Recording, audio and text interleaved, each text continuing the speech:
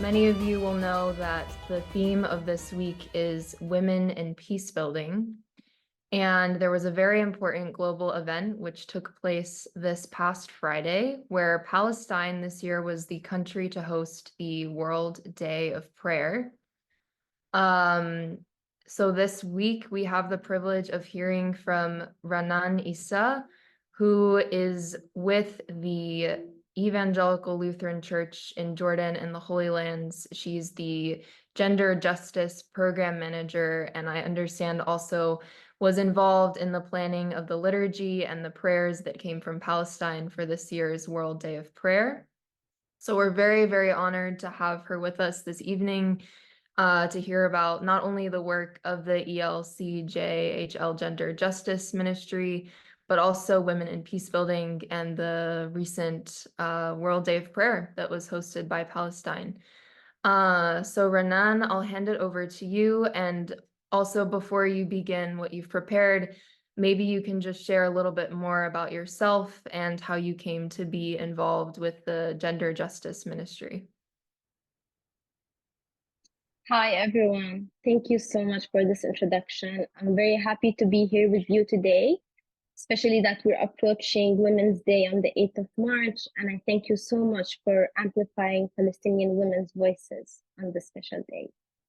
My name is Rana, as we said. I work with the Lutheran Church. I'm a Lutheran. I grew up in the Lutheran Church. So for me, I was always proud of my church for always not following the traditional norms and stereotypes about women, but always looking for reformation, always looking at the situation and the conditions that women are facing, and adjusting the laws, reforming them, as we say, so they can have equal rights in everything, in marriage, and even in the church. And as we can see today, and you will see from my presentation, the amazing work that the Lutheran Church has been doing. And I'm very, very happy to be here today and talk about this. I prepared a PowerPoint presentation. I'd like to share with you just so you can see some of the pictures as we speak about the work that we're doing. So let me share it with you.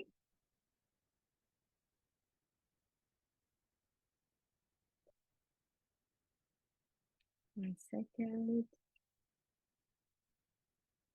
Maybe just as you're getting the PowerPoint ready, I'll remind everyone that we are recording these sessions. So if you don't want your name or your video to be seen, make sure to amend that now. And we'll have a few moments for Q&A after the presentation. So if questions come up along the way, feel free to put those in the chat and we will ask them towards the end. Thank you, and go ahead, Rana. Thank you so much. So the Evangelical Lutheran Church in Jordan and the Holy Land is a local church. We have 6 congregations in Bethlehem, Bet Jala, Bet Sahur, Ramallah, Jerusalem, and in Jordan. We're dedicated to many essential community ministries, including we have education ministry, environmental initiatives, youth initiatives, diaconia, and gender justice. Our mission is simple. We promote respect and justice for all, regardless of age, gender, race, or ethnicity. In our work, we have seen the power of women. Women have been champions for social justice. They are the ones who are leading the charge in climate and gender justice. They are dismantling patriarchal structures. They're champion for the cause of justice for all. Their dedication to empowering women and girls align perfectly with the teachings of Jesus, who affirmed the worth and dignity of every person, regardless of gender or ethnicity. So I don't know how much of you know about the family laws in Palestine, but the situation is very complicated. The family laws are drafted and governed by religious courts, such as the Sharia courts and the ecclesiastical courts for Christians. I'm here to talk about the Christians, and for the Christians, each church has the right to write the laws for the family laws, for anything related to marriage, divorce, alimony, custody, and others. We have 13 churches in Palestine, 13 recognized churches. Each have their own set of laws. Some share the same laws as other churches. Now, this is a big challenge for women in Palestine because there are so much discrimination in these laws that women, when they go to court, they realize this. They don't know it before going. The discrimination is in marriage and divorce and child custody and so many law articles. For the Lutheran Church, we are committed for gender equality, and I'm very proud to say that we have been at the forefront of change. We have been advancing women into leadership positions, not only by reforming the family law, which happened after a long process. It wasn't an easy process. It began, but I want to emphasize how this change happened. The reform happened from the women themselves, from the women of the church. The women came together. They examined the family law that we have. They saw that there's discrimination. They sat together and they did workshops on human rights and international conventions, and they analyzed the law that we have. And after that, they wrote a letter to the bishop asking for equality. Through this letter, the bishop heard their voices. This was amazing because we listened to women. The women asked for change themselves. Then we started drafting new laws. Now, as I said, it wasn't an easy process. It was very, very difficult. Even the committee that was drafting the laws faced so many challenges. The council didn't approve, and we had to go through many hours and negotiations and theological workshops and discussing how this fits in our context, how the teachings of Jesus teach about gender justice, how we're all worth in dignity and everything. So we examined these laws from a religious perspective, and after years, finally, it was approved. And until today, unfortunately, we remain the only religious organization to reform these laws.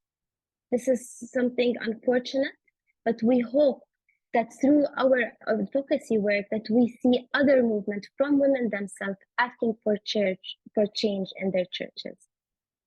We're also, after reforming our family law, we created our ecclesiastical court. And in ecclesiastical courts, usually in Palestine, the judges are male clergy. Usually they don't know anything about marriage because some of them are not allowed to get married. So they don't know anything about marriage issues, but they take courses in law, specifically in religious law schools. And this also is a barrier for women who, when they go to the court and they want to talk about sensitive issues, sometimes they don't feel comfortable sharing these issues with men, especially if it's clergy who don't really understand about how relationships work. I'm proud to say that in our Lutheran church, when we did the church, we appointed 2 female judges.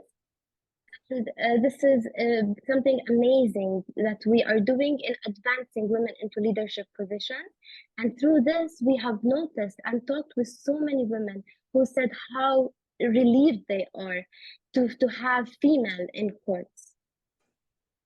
Also, another thing is a historical event that happened last year in January. The Lutheran Church appointed the first Palestinian Lutheran pastor. This was an amazing accomplishment, a significant milestone. And it's not only progress, it's also hope for the future because we're showing this amazing role model for young girls and women that they can grow up and become their full potential, and they can be involved in the church even as pastors.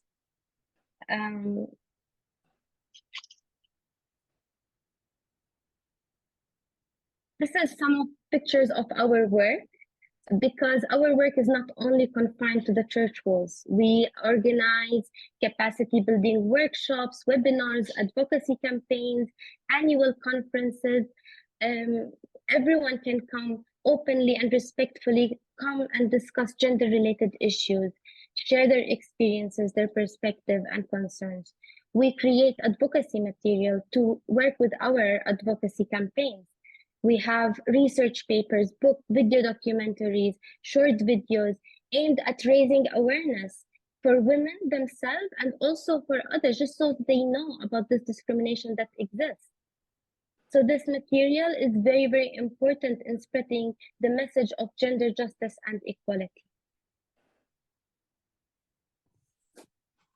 Now, the World Day of Prayer. The World Day of Prayer is an amazing global movement that began, goes back to the 19th century, where Christian women in the United States and in Canada, they started this initiative and they wanted to listen to women's perspective from around the world. So they started this World Day of Prayer, where every year a country shares stories from their history and their perspectives and their challenges with women worldwide. And every country prays for that specific country. This year, by coincidence, Palestine was the country where all the countries prayed for. And I must say that by coincidence, but we really needed it. We really needed this prayer. We needed the solidarity of all the churches coming together, especially the women coming together and praying for Palestine.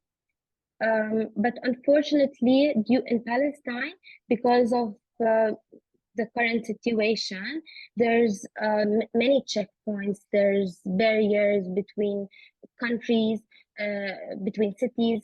So it's very difficult to, it's one day, World Day of Prayer is on one day, but in Palestine, we had to do it in 3 days. We had to do it in Jerusalem, in Bethlehem, and in Ramallah on 3 days after each other. This was amazing because it gathered so many people, local and international, all came together with the presence of bishops who saw the women leading prayer, and how amazing it is when women go up and speak. It's a group of ecumenical women that wrote this liturgy. I wasn't involved in writing the liturgy, but I was involved in preparing on that day. The women who wrote it come from so many churches, and they have met for many days working on this. And it was very successful. It was very nice. People came together and saw this amazing movement. Even there was an amazing hymn that was created by Palestinians, and it was shared with everyone. I encourage you to listen to it. If you have any questions, I'm here to answer. I hope that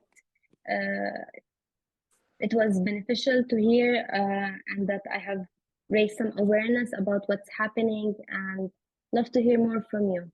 Thank you so much. Thank you. I'm putting now a link to the World Day of Prayer website in the chat for people who want to learn and read more. Maybe, Ranan, you can speak a little bit about the women who shared their stories in the liturgy, just to begin, and sort of how women became involved in the planning for this service this year. The stories and the liturgy were very emotional. I was honored to read one of the stories on that day. One of the stories was from Lina Abu Akle, who wrote about her aunt, Shireen Abu Akle. And it was very emotional. She speaks about her relationship with her and how when she was murdered, it was a loss for everyone, every Palestinian, and how amazing it is that all the people from all religions came to her funeral.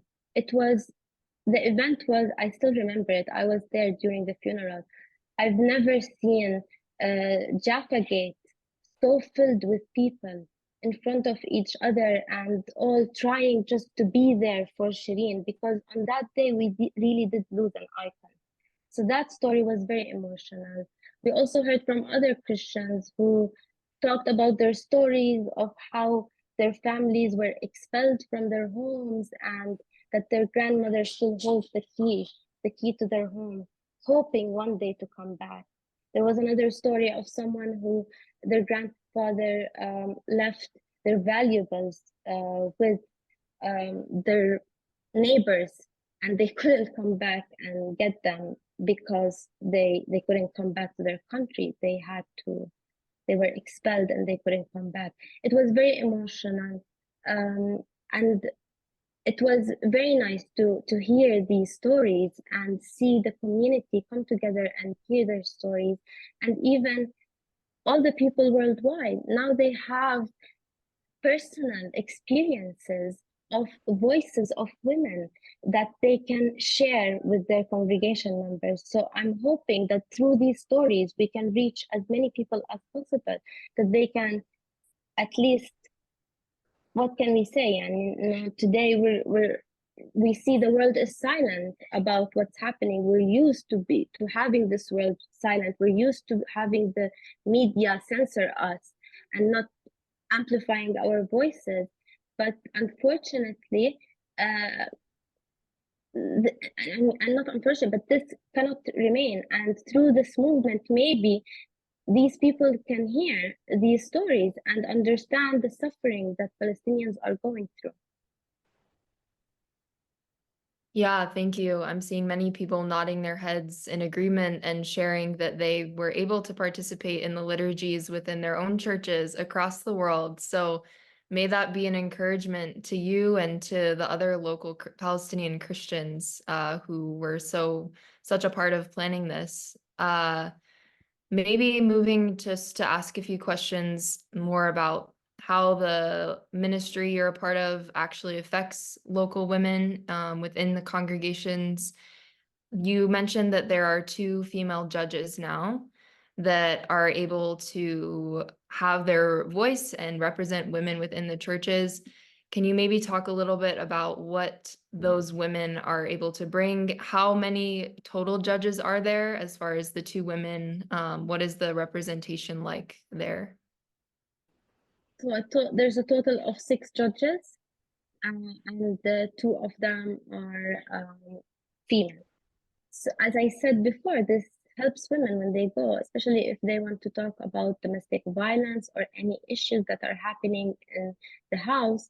It's easier to speak with a woman. Sometimes it's very embarrassing to talk with a man about these issues, and especially in our community, in our Palestinian community, where these issues are considered a taboo, shameful.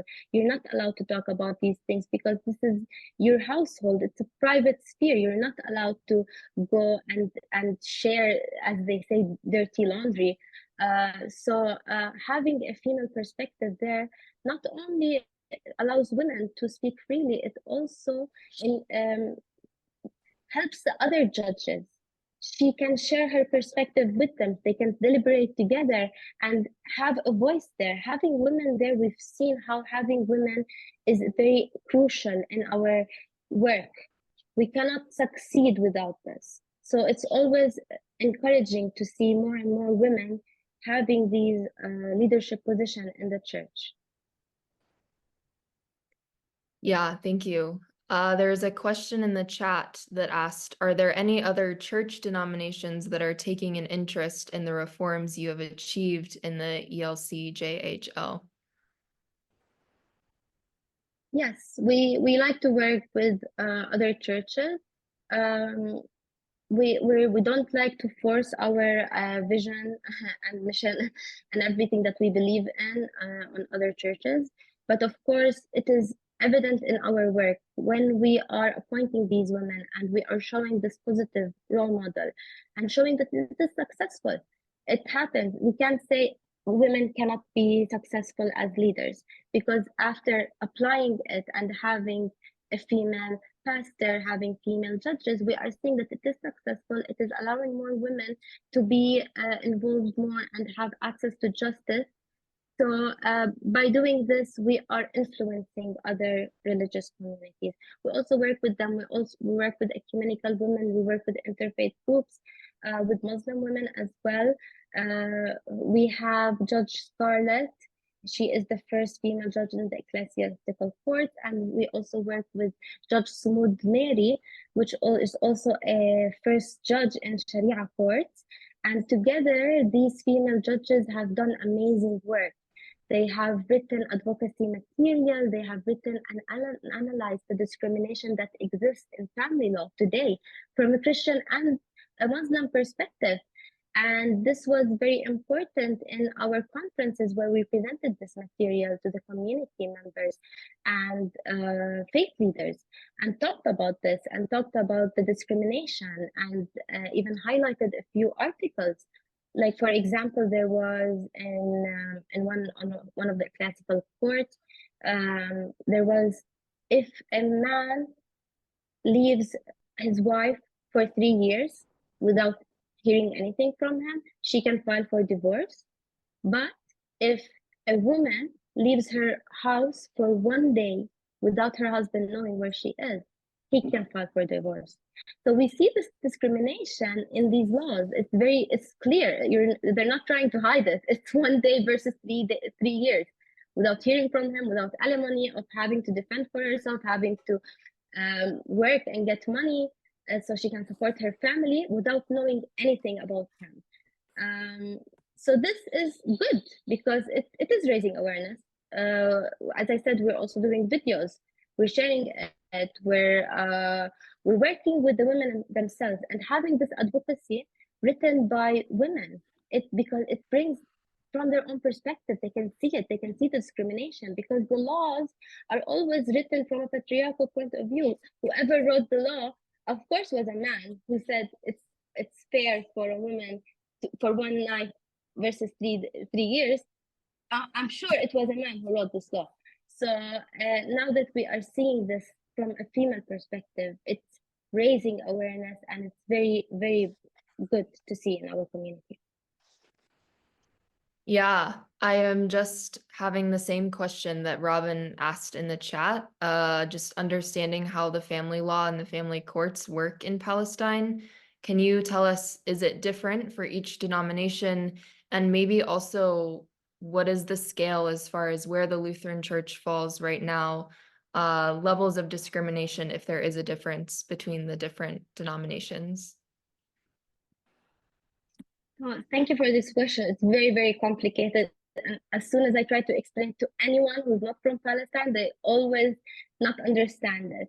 I have to always keep explaining it because it's not the same in your country, of course.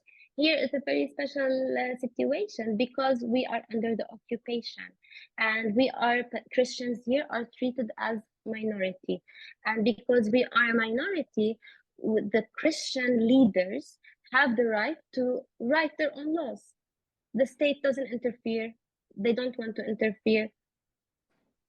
Solve your own problems, they told the churches. So, as I said, there are 13 recognized churches in Palestine. From these 13 churches, some have their own law and some share the same law. I'm not sure how many laws there are. Maybe there's 6 or 7. But why is this a problem? Because when the woman gets married, she gets married to the denomination of her husband. So she is under that law, the church law. So if that church doesn't have, for example, divorce, they have to switch to another denomination so they can get divorced. There's so many issues with this, not only for divorce, it's also because other issues like alimony and custody, where from a court to court there are different laws, and sometimes they contradict each other. And it's very important to know that these laws have never been reformed for centuries. Some are very outdated. They don't make any sense in our modern day. So it was very important when the Lutheran Church sat down to look at these laws from the present day, from the modern day, to examine the challenges of Palestinian women today, and analyze them from the Palestinian context, but also from a religious perspective. It's very important. And this is how the Lutheran Church reformed its law. And now, as I said, we're the only church that has reformed its law until now.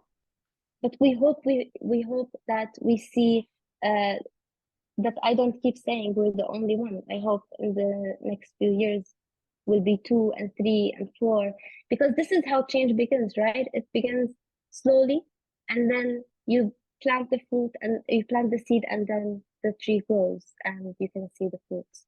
And this is what we're hoping to, what we're doing today. That image is certainly an encouraging one. As many of us on this call are activists and advocates in our own right, in each of our own spheres. I'm wondering if maybe you could reflect on, because the theme of the Kumi session this week is women in peace building. I'm wondering if maybe you would reflect on for us how having gender justice is able to empower women to be a part of peace building processes, or how once women no longer have these barriers of discrimination, can then in new ways be involved in their own justice and peace building in their communities. And have you seen the fruit of this from the specific work that you're involved in?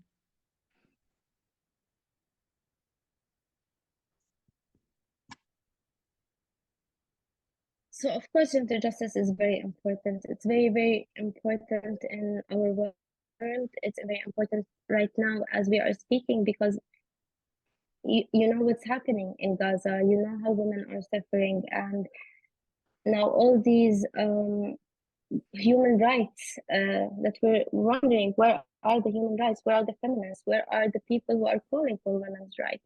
So for me today to talk about women's rights, it's very difficult, because we are seeing massacres. We are seeing people who are enduring unimaginable pain. As a new mother, it's very difficult. So I just urge you, I would like to end this by just asking you to pray for justice, asking you to pray for peace. Thank you so much for being with us, and for even just, I feel that you've encouraged our community by the good work that you're doing. And I hope that you feel that reciprocated from people who are both in Palestine and abroad, who are working to amplify voices such as yours, and know that we are all your partners doing this work, and want to share the good work that you're doing, and we can all move forward to continue in this struggle. So yeah, thank you for being with us, and for sharing about the work that you are doing with the ELCJH. And yeah, look forward to seeing you again through Sabeel and through Kumi. Thank you. Thank you all so much. At this time, we'll move into our normal conclusion of our weekly Kumi session for action and advocacy.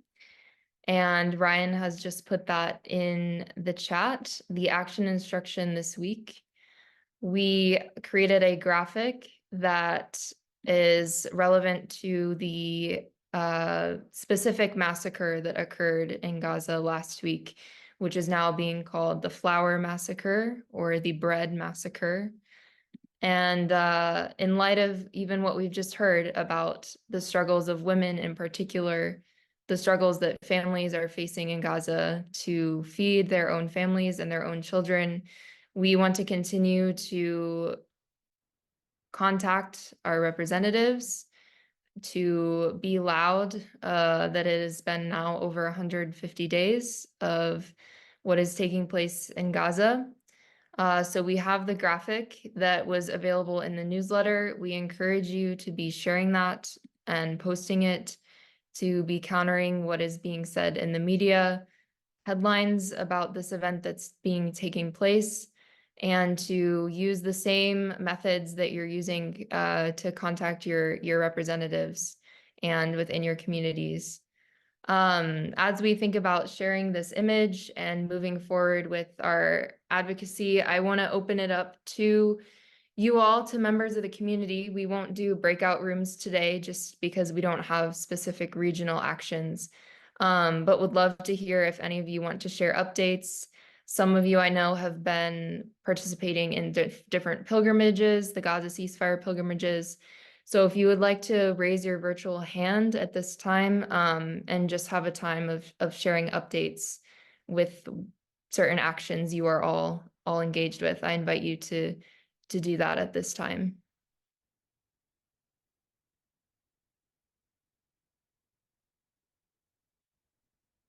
Yeah, Dorothy, go ahead.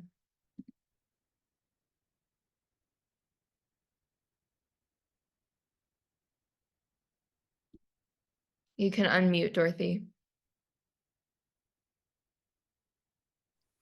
Last week I was with the Quakers in Darlington, and we were outside Barclays Bank, letting people know that Barclays use their monies, some of their monies, to buy ammunition for Israel that's doing the damage and violence in Gaza.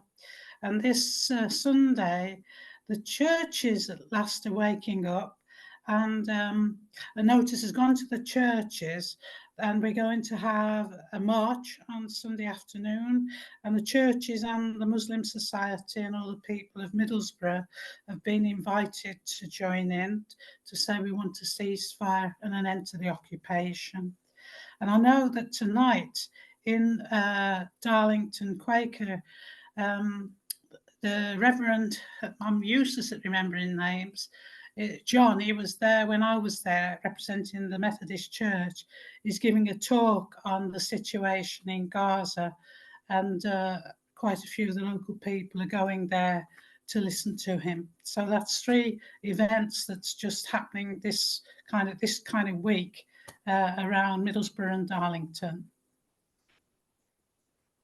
And I've just had somebody's just tried to cut me off Facebook. So somebody doesn't want me online. So I've managed to kind of get myself, I've cleaned it out, and I can get back onto Facebook again.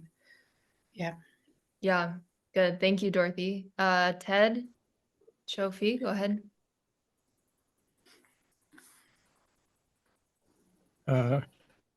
Yes, we had an opportunity this week, as a matter of fact, Sunday, to present to our United Church of Christ parish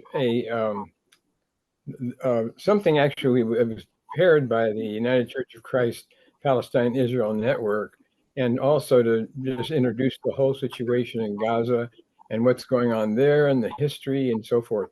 Anyway, we are very encouraged with the outcome. We had very excellent attendance, and then since then, both Sharon and I have received so many comments. We've had really amazing comments, and we're looking forward, hopefully, that they will approve a permanent committee or support group that we can begin to really make that church move in this area. And I just have a lot of faith for that. So thank you. Thank you, Ted. Randy. Hi, Lily. It's good to see you again from this side of the pond. As some of you know, I joined a Presbyterian delegation. They were kind enough to let this Episcopalian tag along with them when they went over on a witness tour to Israel and Palestine just recently. And I, even though we got nowhere near Gaza, I just want to give witness to the fact that the situation in the West Bank and in Israel proper is very tense, very difficult for Christians there and for all Palestinians, Christian, Muslim, or of no particular faith. And so please keep the folks of the West Bank in your prayers as well. I just wanted to highlight a couple of things that have been going on here in Southern California, some in my absence, but some that we've had participation in. My church, All Saints Church in Pasadena, California here, this past Sunday had what we call an action item for people, letters for people to sign. And if I can, I will try to, if I have time here, I will try to put a link to that letter. We do have a version for people who don't live in Pasadena. It's a letter to the president, to your senators, and to your representative, all on one page that you can download. And it encourages the president to end funding to Israel for military weapons. So I'll try to put that link in before the end of the program. We also have a couple of programs coming up. Last night we actually did a witness out in front of our Congresswoman's office for the 16th or 17th week in a row. And we're still trying to get Judy Chu to take a more bold stand on ceasefire. But there's also a program this coming Saturday, an interfaith program discussion about Israel-Palestine at Holy Faith Episcopal Church here in Los Angeles as well. So just some things to encourage people that things are going on out here on the West Coast as well. Thanks, Randy. It's good to see you and that you made it back home to California safely. Yeah, please do share the link to that letter. I think that would be a resource that many here would find valuable. So if you're able to, that would be great. Ona, your hand is raised.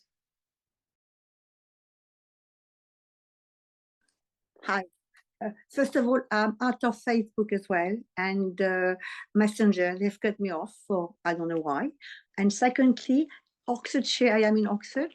What's happening, we have the fight back on the 7th, or I'm reading it, I do apologize, 7th of March, 5 o'clock. We also have the International Women's Day Vigil for the women, and that will be in Oxford, Carfax at 6 o'clock. And with every day something is happening, and obviously the big march on Saturday in London, which I hope we all be coming. And going back to the gentleman from California, I used to go to Palestine nearly every year. And last time I went, there's a lovely lady in Jerusalem, a Christian lady who was praying. A soldier pushed her, threw away reading prayers, crushed them and shouted at her, "We will get rid of all the Christian and the Muslim and we will take back what's ours." I tried to interfere, but I was told, don't, because you end up in jail. For just, it's terrible what's happening. And what do you think of our church leaders who are totally keeping very quiet? I am totally appalled, disgusting. I feel like giving my cards no more religion, because how dare they? The Christian, the Church of England, the Catholic, what are they playing at? Are they all Zionists? That's my question to you. And everybody, hi, love you all. Una, if I can respond, I would just say that I think that we should direct our anger more towards our own church leaders in our own country.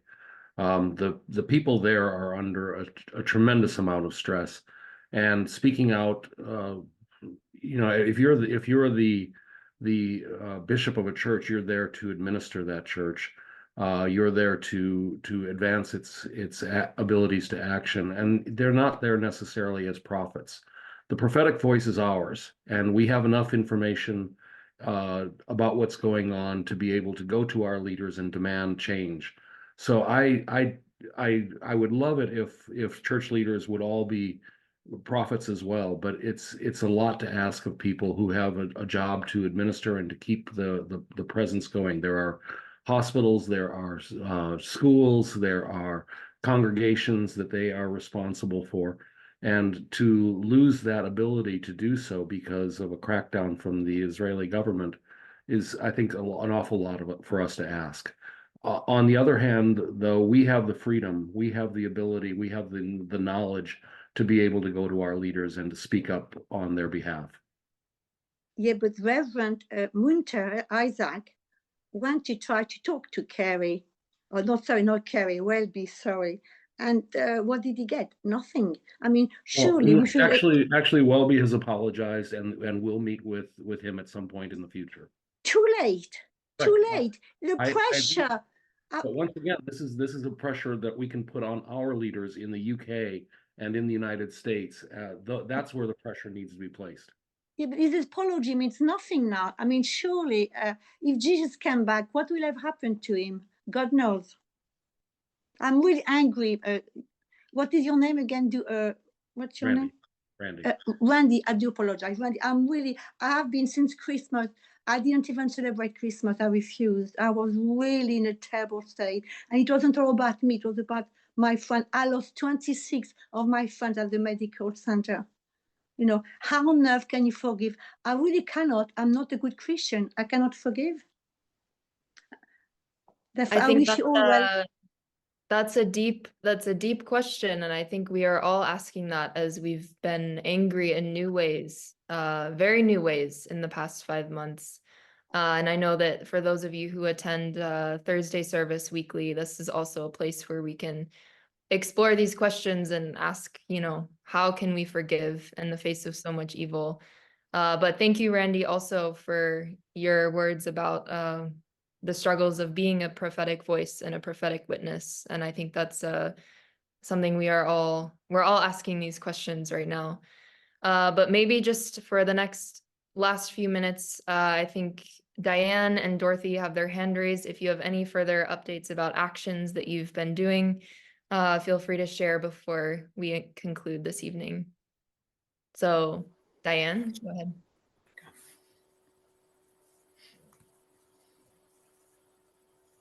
I just wanted to share, I'm hearing people say that they were cut off Facebook recently. I was cut off in the last hour. It seems like we have something in common. We're all working for Palestine. The last I posted was something from Rachel Corey. And I am speaking tomorrow at a Peace with Justice group in Bath, New York, and the title of my talk is Unmuting Palestine, It's Up to Us. And this seems to be another example of Palestine being muted. I don't know why I've been cut off, but hearing that other people have been cut off recently makes me wonder. Yes. Okay, that's it. Yeah, thank you. I see many in the chat are sharing that they've had similar issues with Facebook. So hopefully we can this afternoon. Definitely. It was a bit of something weird.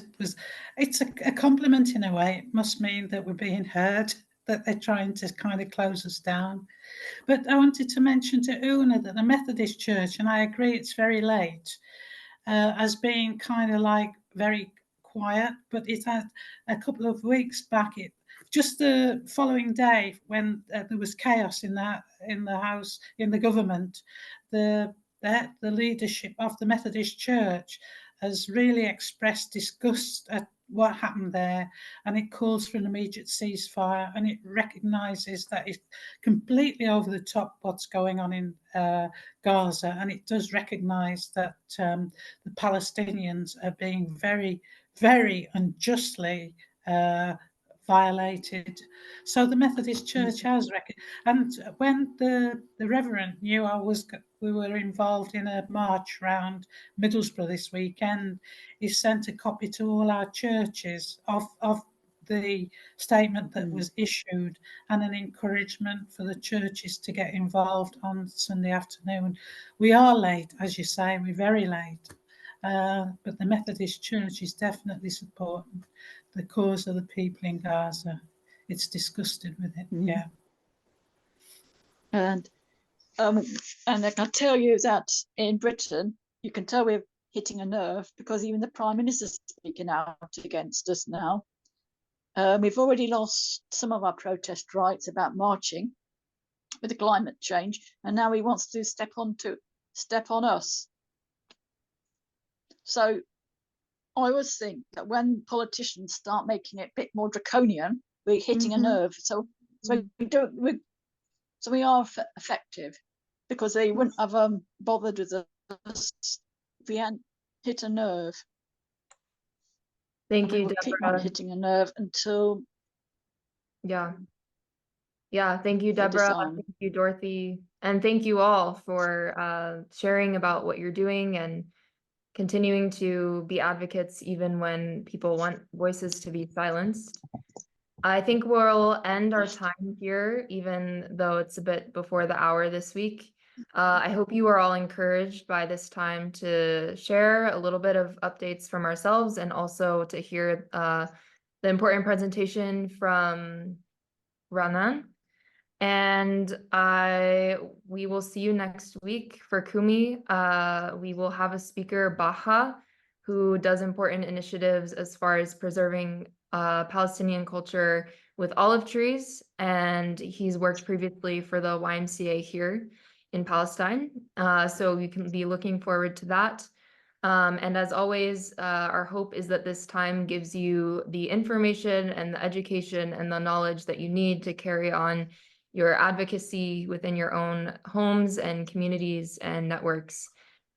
So keep up the good work, continue to pray and call and advocate for a ceasefire, and we will see you all next time. Take care, everyone.